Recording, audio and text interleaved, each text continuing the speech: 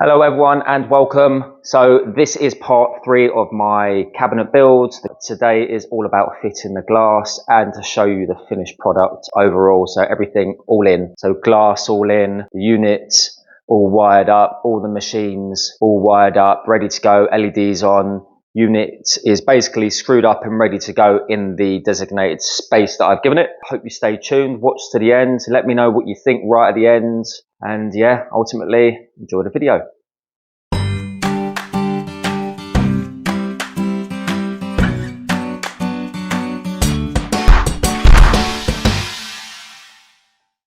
Okay, so these are the hinges that I used in the end. You can see they do protrude by the thickness of the front of that hinge. It's about 3mm, which is, at the end of the day, it is what it is. It would have been nice to have them flush, but it just means that allows the glass to be completely flush with the front of the carcass instead.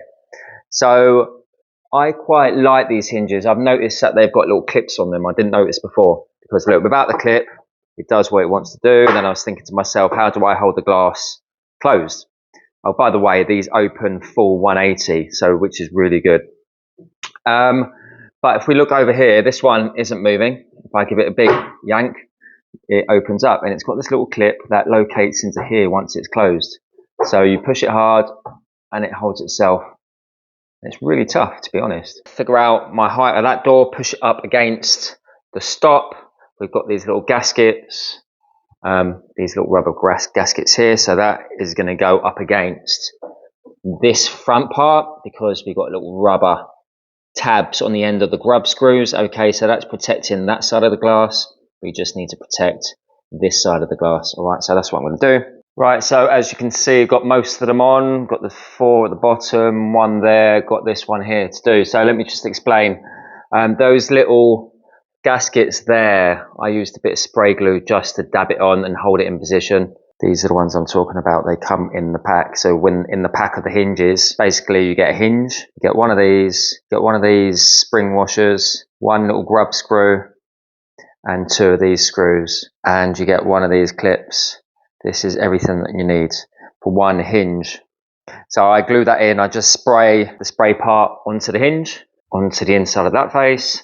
Put a couple of dabs of glue, which is the liquid part, on here. Just make sure you don't smother it all over the face here. Okay, and then just get it in there and glue it in. Use something like a screwdriver to hold it in for a few seconds. Wind these back as far as you can. I have to, because I'm using 6mm glass. I'm not even going to risk using anything other than 6. I didn't go for toughened in the end, but as you can see, 6mm is really thick. It's not going to break. It's tough enough, I believe, for what I'm doing. So there we go. I rested that glass on the packer. I have then nipped up just 2 of them very gently, 2 and 2, and it's holding itself in place, and I can just test it, check the gaps top and bottom. Yeah, it's looking okay. Let's check the top. I could probably just drop that down by about 0.5mm, and then I'm happy to nip that up. I'm a little bit gutted that the hinges aren't being held in all the way with these clips. Without the glass in, they seem to have wanted to close properly, but they're all just pushing each other out slightly. You can see here we're just sticking out, so I need to figure out a way of holding them in. So let's go ahead and do the last 2, and we'll see this all finished. Right, so I solved the problem of why the doors weren't closing properly, and that was all to do with when I was screwing the hinge onto the OSB, right? So as I nipped up the screws that held the plate onto the carcass, it was kind of crushing into the OSB. But as I screwed this plate into the carcass, it sank and pushed a bit of the OSB out around here. So what I've done is notched out slightly, really easy with the OSB, just chips away. Just taken minimal, is like 0.5mm, that's all I had to do. With a small 6mm chisel on all of them. It took about half an hour to do the whole lot, but now they all click in perfectly. So the only thing I really need to do is put stops on at the bottom, because they're going in too far now. But that's a good problem to have. It's little stops, might print something up with the printer. So there we go, another part of the puzzle complete. Glass in, hinges are really good, to be honest. They are pretty damn awesome. If you are trying to achieve the same results as me, then they are cheap as chips. About 3 or 4 quid each, I believe, and they're just amazing. Really easy to fit, really easy to screw the glass in. You will have no problems whatsoever, and I will leave links in the description for you for these particular ones that I used. And this is what it looks like from the side. Hey, look at that. I am pretty damn happy with this. All out of OSB, and I love OSB for many reasons. You don't have to like it, but I love it. We made this unit in modules. Down here we're going to have a Genmitsu 4030 CNC, which I do have, but a friend's got it at the moment, so that's going to live there. And up in that section we've got the Laserpecker 4, that's going to live in there. Or possibly if we get another AMS for our Bambu lasers, 3D printers, that will live there. And we've got a few sections there that's going to house accessories, filaments, accessories for the Omtech, for example, bits of birch ply and stuff like that. And when the CNC's down there, cutters will live up the top there too. So that's a little accessory bit. I've got my laptop over here set up with Lightburn, and I am thinking about an optional fold out little thing out of OSB, just so I can have my laptop perched there. Okay, so now the cabinet has been moved into the spray room. Let's go ahead and I'll show you it basically all finished, all wired up, all the lights on, everything. So here we go, guys. All done. And I am pretty chuffed with it. It's just been leveled up. It's on wheels, but the floor was a little bit wonky. Got a packer there to sort it out. And I have screwed the cabinet into the bulkhead, through the cabinet into this kind of like bulkheady bit. So it's given it a lot of strength. I've left a decent sized void here because we've got the electrics at the back. I may fill this space up, or at least the back strip. But yeah, I am over the moon with it. Luckily, we just about got it in that little void. I had to multi-tool a tiny bit of that bulkhead away, which was annoying and long-winded. But I got it up close, otherwise it would have stopped there. So basically this is a sliding door. It fits maybe only 30 mil away from that sliding door, which is absolutely perfect, no wasted space. So overall we've got about 700 in total, including the void. So from the wall to the front, yeah, 700 mil. And here it is in all its glory, lights on, and any machine ready to rock and roll. Go ahead and turn a few of these things on. Gives it a little bit more light, a little bit more character. The printers are all ready to go.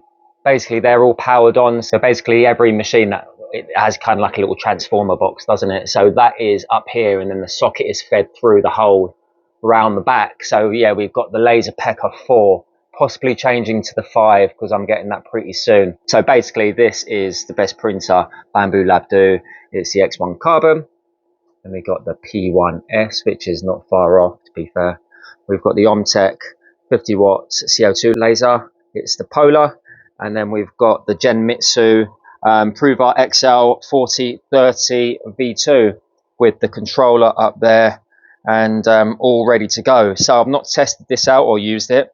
I will do pretty soon, just need to download the software.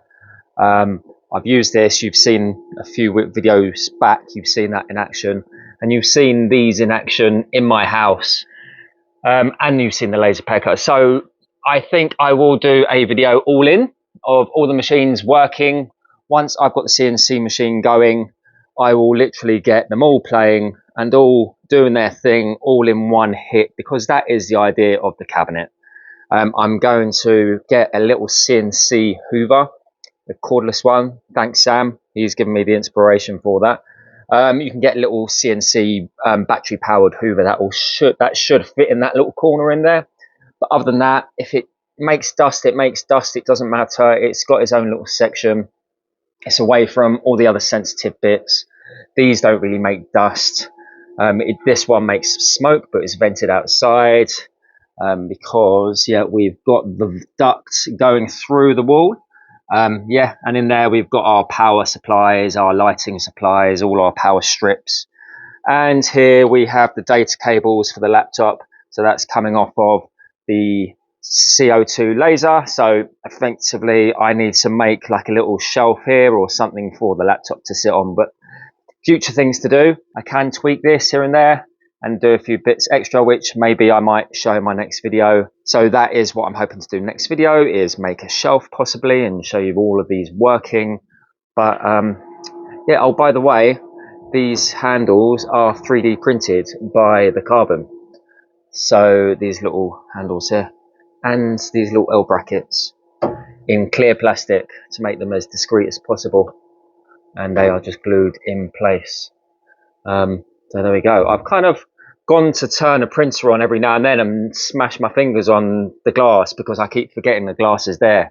Right now you wouldn't even know. Up there I will load those up with accessories. But overall, guys, what do you think? Do you think it was worth all the time? Overall, it probably cost about £400 or £500 worth of materials, but it's a perfect place to be able to just go to any machine whenever I want, all in one place. Happy days, hey? Other than that, guys, by the way, we've got more content coming of the multi-board wall, the chop saw station, the ultimate workbench, the Jessam router lift and the Woodpecker's fence. Tons of stuff to come in the future, so stay tuned for that. So there we have it, guys. Thank you for watching. I hope you did enjoy the video. Let me know if you've got any questions. Let me know what you think about the cabinet. Did you enjoy it all? Have you got any of these machines yourself? Are you inspired by what I've done to do something yourself? Leave your comments in the comments bar below. Other than that, guys, have a great Friday. Hopefully I'll see you next Friday. Take it easy. Ciao for now.